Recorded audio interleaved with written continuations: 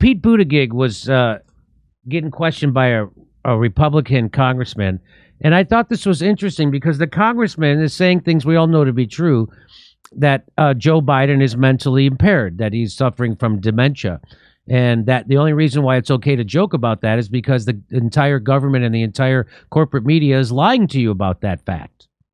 And it's elder abuse what they're doing to him, and so the only tool we have to fight back with is comedy.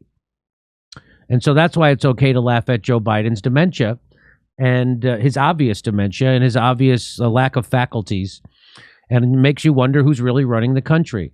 So this guy, Troy Nehls, I guess is his name. I don't know who he is. He's probably a horrible person because he's a politician. But he says this to the Secretary of Transportation. He wants to know if Pete Buttigieg is concerned about Joe Biden's mental faculty. And here's what happens. Biden's mental state, and for good reason. Sadly, he shakes hands with ghosts and imaginary people. He falls off bicycles. Even at the White House Easter celebration, the Easter Bunny had to guide him back into his safe place.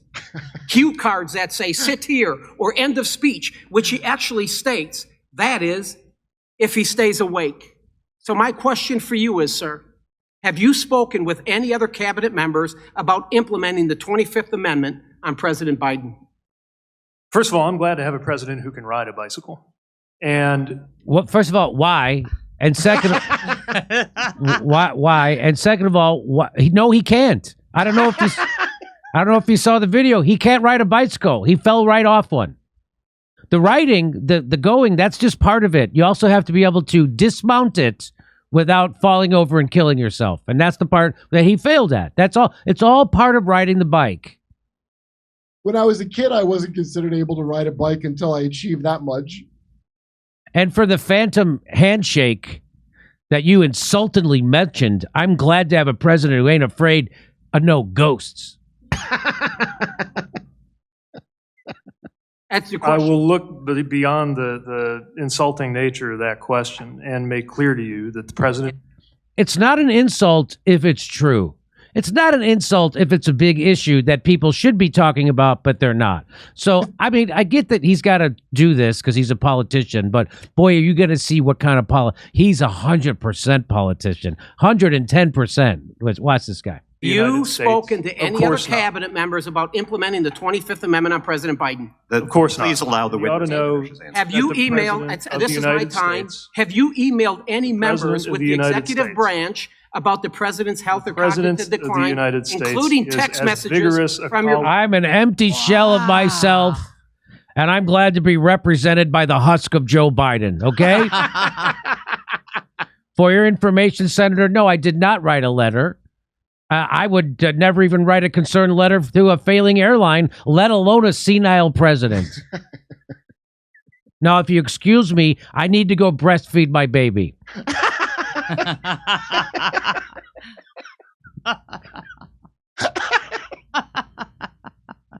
Okay, but listen to what he said here. I pause it. That's also it's a great look. But listen to what he said. Now, I get that you can't say my boss is demented, but you don't have to piss in my face and tell me it's raining. Listen to what he says. Listen to what he says. About the president's health or cognitive decline, including text messages from your private phone. Boss as I have ever...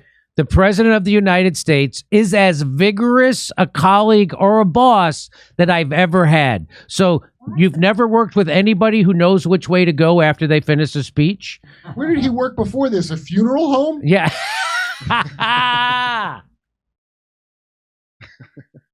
Exactly. I was an embalmer before this. So you worked with the dead, did you? Because that's the only way Joe Biden is more vigorous than your previous colleagues. So he keeps going. Pleasure of working with. What about political appointees at USDOT? Have you spoken about... Gentleman's time has expired. Can you I switch? couldn't hear the question. I'm sorry.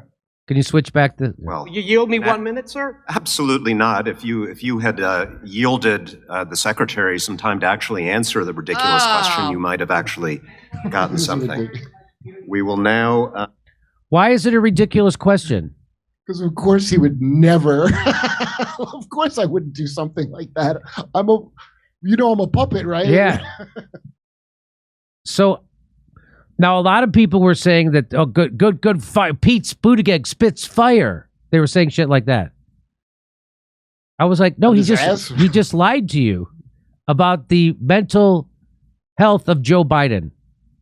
Is just repeating the phrase, I'm glad I have a president who can ride a bike. Do you just say it and then not think about it? And is that what it is? Like, what does that mean? I'm glad I have a president who can ride a bike. What?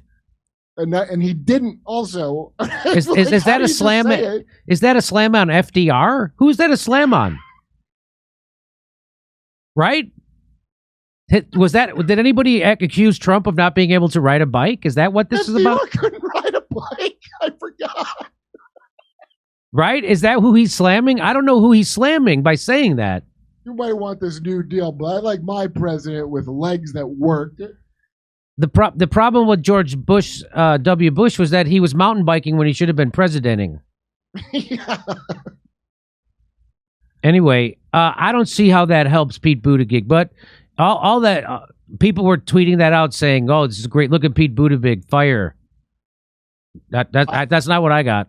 I might be paranoid, Jerry, but I now believe everybody doing that is working for like Pete Buttigieg, or they have like a team that's putting that out there. I mean, it's one thing to try. He should have tried to dodge that question, not say he's the most. What did he? How did he say it? What did he say? The most vigorous, the most vigorous colleague or boss I've ever had. The pleasure of working with. Wow. So, what's the headline for this video? Pete Buttigieg's biggest lie yet?